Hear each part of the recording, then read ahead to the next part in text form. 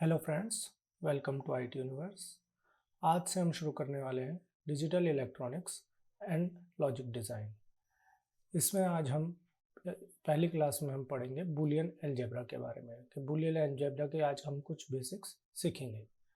चलिए, Boolean algebra is a branch of algebra in which the values of the variables are values truth and false. There are two values, true and false. इसके अलावा कोई भी variable इसमें value नहीं ले सकता। जैसे हम किस मैथमेटिक्स में x is equal to 1, x is equal to या 5, x इज इक्वल टू 7 लिख सकते हैं, लेकिन बूलियन अलजेब्रा के केस में x will be either true और x will be false. Okay, so it will have only two values, either true or false. So there are three basic operations, और भी operations होते हैं इसमें, लेकिन these are the three basic operations which is called AND, जिसको हम dot से represent भी करते हैं कई बार। यहाँ कैपिटल में AND लिखते हैं। हम इसे कंजंक्शन भी बोल देते हैं कई बार, जिसको हम इस कैप वाले फंक्शन से डिनोट करते हैं, या फिर हम इसे मैथमेटिक्स की लैंग्वेज में इंटरसेक्शन भी बोलते हैं। सेकंड ऑपरेशन है और ऑपरेशन को हम कैपिटल OR से रिप्रेजेंट करते हैं। इसके लिए हम प्लस का सिंबल यूज़ करते हैं बूलियन अलजेब्रा में। And then we also call this as disjunction whose, या फिर यूनियन, जिसका सिंबल एज ए V की तरह हम बनाते हैं। ठीक है। नेक्स्ट है नॉट, जिसे हम बोलते हैं नेगेशन या टिल्ड के थ्रू हम इसे दिखाते हैं, या फिर हम इसे कॉम्प्लीमेंट या नेगेशन, कॉम्प्लीमेंट भी हम इसे बोलते हैं, कॉम्प्लीमेंट। ठीक है। तो एंड के केस में जब दो all variable have truth value, तो ये इसका आउटपुट हमारा ट्रू आता है, अदरवाइज फॉल्स आता है। ऐसे ही और के बारे में हम डिस्कस करेंगे। नेक्स्ट है मैथमेटिक्स में हम इसे वेन डायग्राम के थ्रू भी इसको समझते हैं। जैसे कि ये दो मैं वेन डायग्राम बना दे रहा हूँ। This circle represents A and this circle represents B। तो ये जो सेक्शन होगा, this is called A and या इंटरसेक्शन B, या फिर इंटरसेक्शन B। इस तरह से ये सेक्शन हमें A एंड B का रिप्रेजेंट करेगा। नेक्स्ट है और में हमारा क्या होगा, दिस एंड दिस। तो अगर हम A और B का यूनियन करेंगे तो this all section will come into play. So this is A और B, या फिर A प्लस B, या फिर A इंटरसेक्शन B। ठीक है। नॉट में क्या होगा, अगर मेरा यूनिवर्सल कोई सेट है U, यूनिवर्सल सेट, ठीक है, और उसके अंदर कोई सेट अगर A है, तो नॉट A क्या होगा, ये वाला सेट को मैं जो भी इसके आउटसाइड होगा उसे कॉम्प्लीमेंट ऑफ A या फिर नॉट A बार मैं कहूँगा, ये टिल्ड A। ठीक है।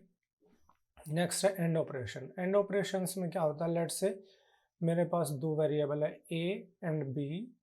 ठीक है। This requires at least 2 inputs and produces 1 output. ठीक है। तो इसकी खास बात यह है कि इनपुट तो कई ले सकता है, पर एटलीस्ट 2 इनपुट इसको चाहिए ही चाहिए, एंड प्रोड्यूसेस 1 आउटपुट, और ये 1 से ज़्यादा आउटपुट प्रोड्यूस नहीं कर सकता है। तो लेट्स से 2 इनपुट्स के केस में हम डिस्कस करते हैं क्या आउटपुट आएगा। अगर मेरे दोनों वेरिएबल, मैं 0 को बोल रहा हूँ ट्रूथ फॉल्स, एंड 1 को बोल रहा हूँ ट्रू, या मैं इसे बोल देता हूँ फॉल्स की जगह मैं इसे लो भी बोल सकते हैं हम इसे, या फिर हम 1 की जगह हाई भी बोल सकते हैं। तो this terms will be used interchangeably, ठीक है। तो ए की वैल्यू अगर 0 है या ये सब बोले फॉल्स है और बी भी फॉल्स है, अगर दोनों हमारे वेरिएबल फॉल्स हैं तो 0 आउटपुट फॉल्स आएगा या लो आउटपुट आएगा। अगर दोनों में से भी एक वेरिएबल लो हो जाता है तो हमारा जो आउटपुट है वो लो ही रहेगा। लेकिन अगर इसका वेरिएबल हाई प्रोड्यूस तब होगा जब दोनों वेरिएबल सेम होंगे और दोनों 1 होंगे, ठीक है। दोनों 1 होने चाहिए तभी आउटपुट 1 प्रोड्यूस होगा या हाई आउटपुट प्रोड्यूस होगा। तो इसकी खास बात यह है, if any input is low then output is low and otherwise all input should be high to produce the high output. अगर ये 3 इनपुट गेट होता ए बी सी, तो जब तक तीनों ही इनपुट 1 नहीं होंगे तब तक आउटपुट 1 नहीं आएगा।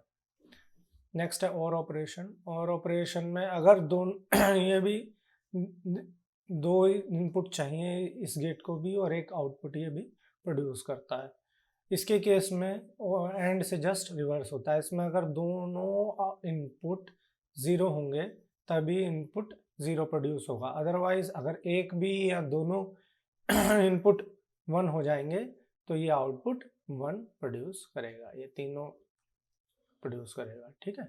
यही मैंने इन 2 पॉइंट्स में लिखा है। नेक्स्ट है नॉट ऑपरेशन। नॉट को हम कई बार कॉम्प्लीमेंट भी बोल देते हैं। तो नॉट का मतलब है कि जो इनपुट आ रहा है जस्ट उसको रिवर्स कर दिया जाए। It requires at least 2 inputs.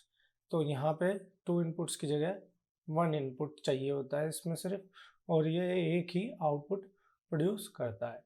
1 input and 1 output, इसकी खास बात यह है। तो अगर इनपुट 0 होगा तो ये 1 कर देगा और 1 होगा तो 0 कर देगा। It just reverses the input high to low, low और low to high. Next, properties of Boolean algebra.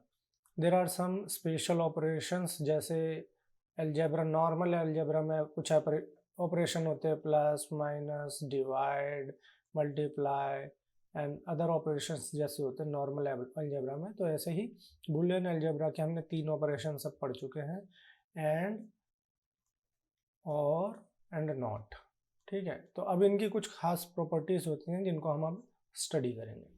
First है एनलमेंट लॉ। एनलमेंट लॉ मतलब वी आर एनलिंग द इनपुट, यानी कि इनपुट की कोई खास वैल्यू नहीं रह जाएगी। यानी कि जब ए डॉट 0 ए एंड 0 कर दूंगा तो मेरा आउटपुट 0 ही आएगा, यानी कि दिस ए इज एनल्ड, इसकी कुछ खास वैल्यू रह जाएगी नहीं। ए चाहे 1 हो चाहे 0 हो, तो इसके केस में फिर भी आउटपुट 0 आएगा। लेकिन नेक्स्ट है एनलमेंट की प्रॉपर्टी, और के रिस्पेक्ट में जो हमारी है a + 1 अगर करेंगे तो आंसर 1 ही आएगा। यानी कि हमें पता है और गेट की क्या प्रॉपर्टी होती है कि वो अगर एक भी वैल्यू हाई हो जाएगी तो आउटपुट हाई आएगा। तो यहाँ पे हमने वैल्यू हाई कर दी। अब ये वैल्यू चाहे 0 हो या 1 हो, वैल्यू हाई ही आएगी, and this is not available for not operation, ठीक है। नेक्स्ट है आइडेंटिटी लॉ।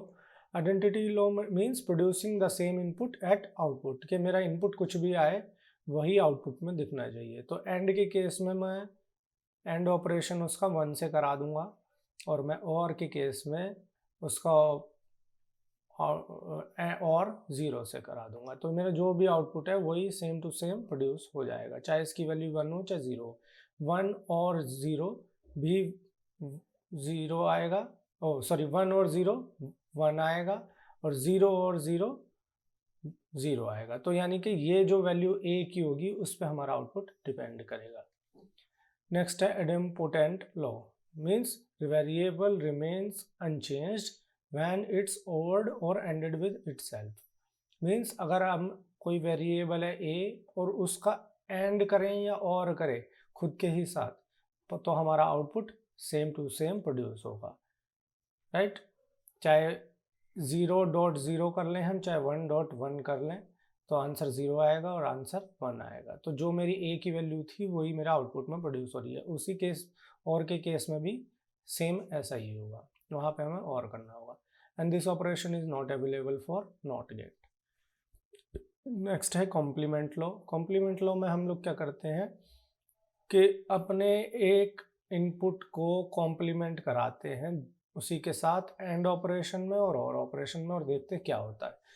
तो अगर मैं एंड ऑपरेशन में उसके साथ कॉम्प्लीमेंट कराता हूँ तो मेरा आउटपुट लो प्रोड्यूस होता है, और अगर मैं और के साथ प्रोड्यूस कर देता हूँ तो वो हाई प्रोड्यूस होता है। ऐसा क्यों?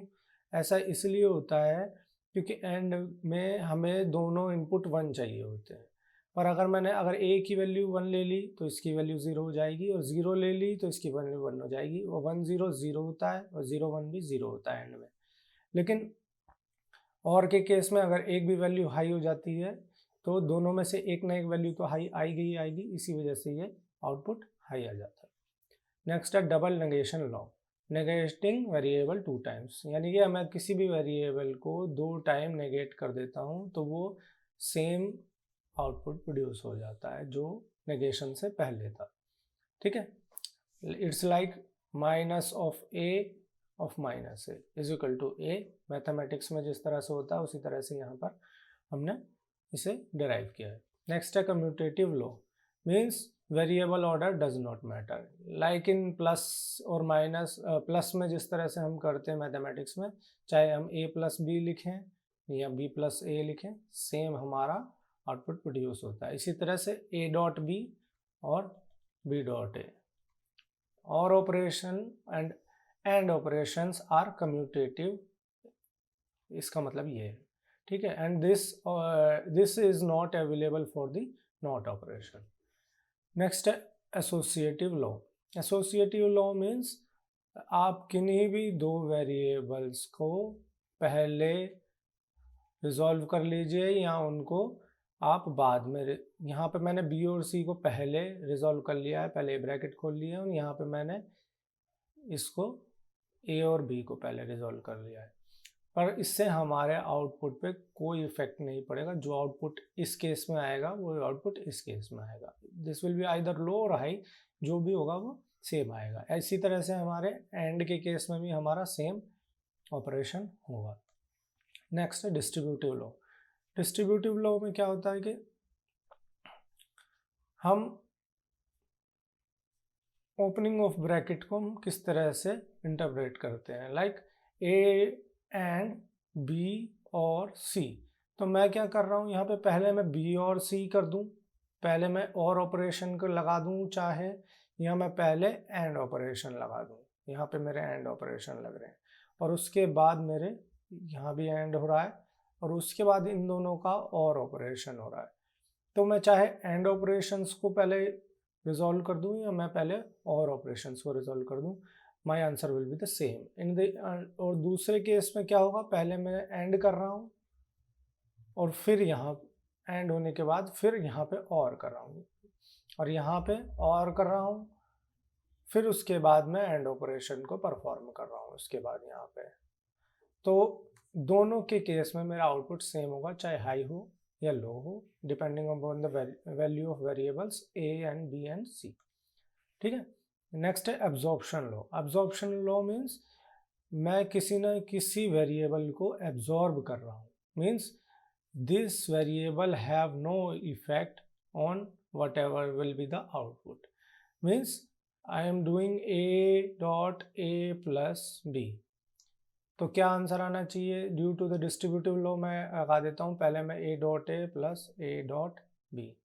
मैं अगर इस तरह से कर रहा हूँ तो A plus A dot B will be equal to A, ये वेरिएबल ये कहना चाहता है। या फिर मैं इसमें से ए को कॉमन ले लूँ, 1 प्लस बी, तो 1 प्लस बी क्या हो जाएगा, ए डॉट 1 प्लस बी क्या होगा, किसी का भी और उसके साथ ही कराएंगे तो वो 1 ही हो जाता है। हमने पिछले भी लॉज में देखा है, आइडेंटिटी लॉज वगैरह में, तो ए इसका आंसर ए आ जाएगा। तो इस तरह से हम क्या कर रहे हैं, अपने वेरिएबल को एब्जॉर्ब कर रहे हैं।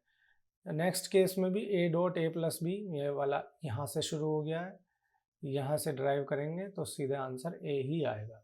तो in this equation variable B is absorbed, और वी कैन से कि बी का कोई भी इफेक्ट नहीं होगा।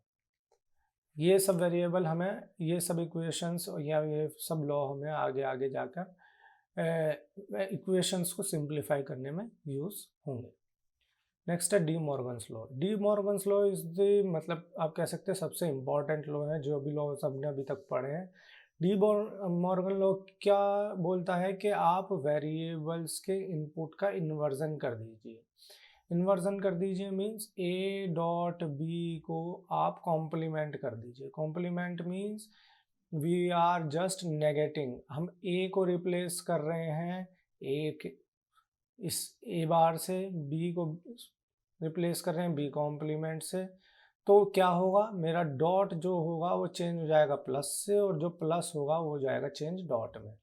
तो देखिए यहाँ पे हमने जो वेरिएबल लिखे हैं, तो ए डॉट बी कॉम्प्लीमेंट जब हम करते हैं तो ए की जगह कॉम्प्लीमेंट आ जाता है, ए कॉम्प्लीमेंट इस वाले लॉ के हिसाब से, और फिर डॉट की जगह मैं प्लस लिख देता हूँ और बी की जगह बी बार लिख देता हूँ। इस तरह से ही मेरा ये सेकंड भी मैंने यूज़ किया है। This is also called duality. Duality मतलब dual nature of variables means second nature A को रिप्लेस, वही जो मैंने यहाँ पे कहा है कि ए को रिप्लेस कर दूंगा मैं ए बार से, तो I am changing the nature of my operations and variables in D Morgan's law. Okay, next. Oh, thanks for watching these videos. Please like, share and subscribe this channel. Thank you.